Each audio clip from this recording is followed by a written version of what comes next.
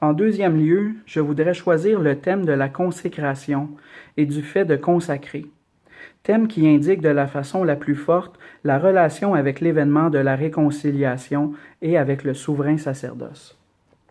Dans la prière pour les disciples, Jésus dit « Consacre-les dans la vérité. Ta parole est vérité. Pour eux, je me consacre moi-même, afin qu'ils soient eux aussi consacrés dans la vérité. » Parmi les textes où sont rapportées les discussions de Jésus avec ses adversaires, prenons encore un passage qui entre dans ce contexte, celui où Jésus se qualifie comme celui que le Père a consacré et envoyé dans le monde. Il s'agit donc d'une triple consécration. Le Père a consacré le Fils et l'a envoyé dans le monde. Le Fils se consacre lui-même et demande qu'à partir de sa consécration, les disciples soient consacrés dans la vérité. Que signifie consacrer? Selon la conception biblique, seul Dieu lui-même est consacré, c'est-à-dire saint dans le sens plénier. Sainteté est le terme utilisé pour désigner sa façon particulière d'être, l'être divin comme tel. Ainsi, la parole sanctifiée, consacrée, signifie le transfert d'une réalité, d'une personne ou d'une chose dans la propriété de Dieu, spécialement sa destination au culte. Cela peut être, d'une part, la consécration pour le sacrifice. D'autre part, cela peut signifier la consécration au sacerdoce, la destination d'un homme à Dieu et au culte divin. Le processus de la consécration, de la sanctification, comprend deux aspects qui apparemment s'opposent mutuellement, mais en réalité vont ensemble intérieurement. D'une part, consécration dans le sens de sanctification est une séparation du reste du milieu, appartenant à la vie personnelle de l'homme. La chose consacrée est élevée jusqu'à une nouvelle sphère qui n'est plus à la disposition de l'homme.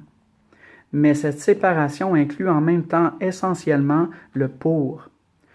Justement parce qu'elle est donnée totalement à Dieu, cette réalité existe maintenant pour le monde, pour les hommes, elle les représente et doit les guérir. Nous pouvons aussi dire séparation et mission forment une unique réalité complète. Ce lien est rendu de manière très évidente si nous considérons la vocation particulière d'Israël. D'une part, le peuple est séparé de tous les autres peuples, mais d'autre part, il l'est justement pour accomplir une mission pour tous les peuples, pour le monde entier. C'est ce que signifie la qualification d'Israël comme peuple saint. Revenons à l'Évangile de Jean. Que signifient les trois consécrations dont il est question? Il y est dit d'abord que le Père a envoyé le Fils dans le monde et l'a consacré. Qu'est-ce que cela signifie? Les exégètes nous font remarquer qu'un certain parallélisme avec cette phrase peut être retrouvé dans les paroles de la vocation du prophète Jérémie. Avant même de te modeler au ventre maternel, je t'ai connu. Avant même que tu sois sorti du sein, je t'ai consacré. Comme prophète des nations, je t'ai établi. Consécration signifie la revendication totale de l'homme de la part de Dieu, une séparation pour lui, qui toutefois est en même temps une mission pour les peuples. De même, dans la parole de Jésus, consécration et mission sont étroitement liées l'une à l'autre.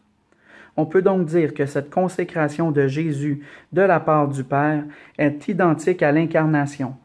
Elle exprime la pleine unité avec le Père et le fait d'être là pleinement pour le monde. Jésus appartient entièrement à Dieu et justement pour cela, il est totalement à la disposition de tous. « Tu es le Saint de Dieu », lui avait dit Pierre dans la synagogue de Capharnaüm, offrant par là une ample confession christologique. Mais si le Père l'a consacré, que signifie alors « je me consacre moi-même » ?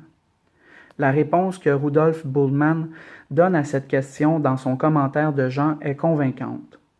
Ici, dans la prière d'adieu au début de la Passion et en lien avec l'hyperotone, pour eux, agiazo signifie une consécration dans le sens de consacrer pour le sacrifice.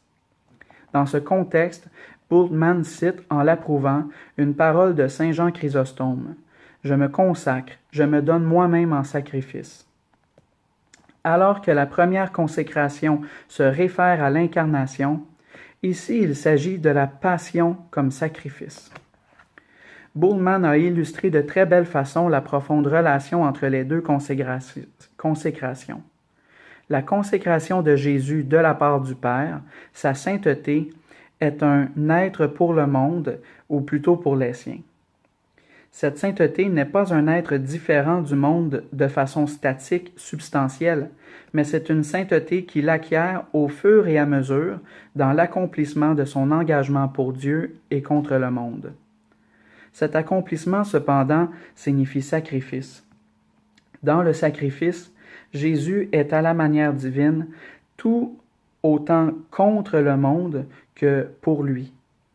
Dans cette affirmation, la distinction radicale entre l'être substantiel et l'accomplissement du sacrifice peut être critiquée. L'être substantiel de Jésus est comme tel une dynamique totale de l'être pour.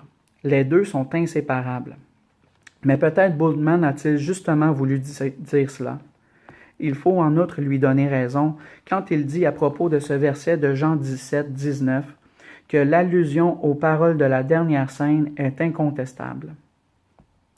Ainsi, dans ces quelques paroles de Jésus, nous avons la nouvelle liturgie de l'expiation de Jésus-Christ, la liturgie de la nouvelle alliance dans toute sa grandeur et sa pureté.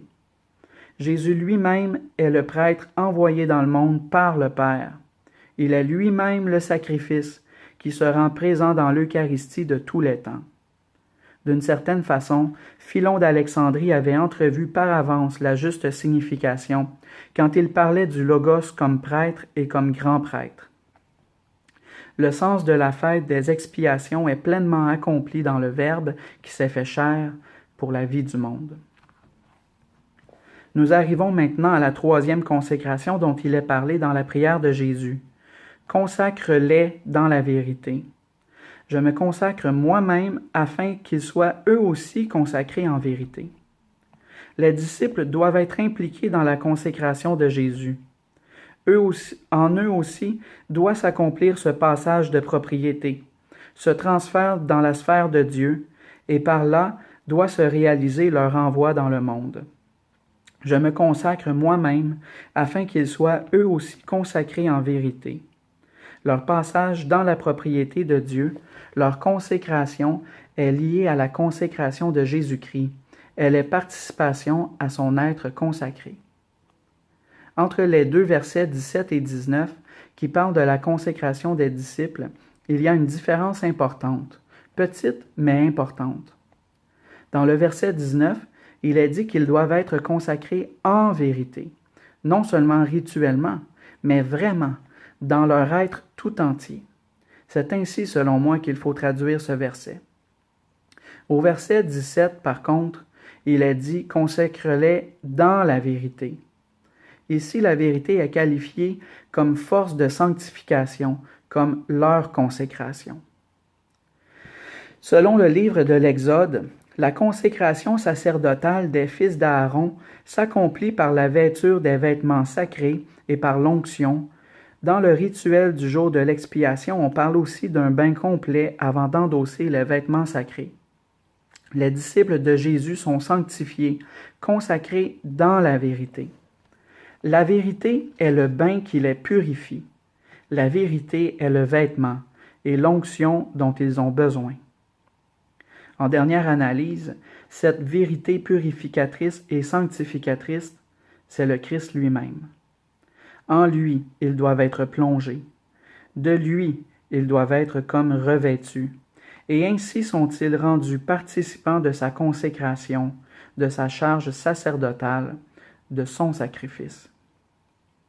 Après la fin du temple, le judaïsme a dû, de son côté, chercher aussi une nouvelle interprétation des prescriptions cultuelles. Il voyait désormais la sanctification dans l'accomplissement des commandements, dans l'immersion dans la parole sacrée de Dieu et dans la volonté de Dieu qui s'y exprime.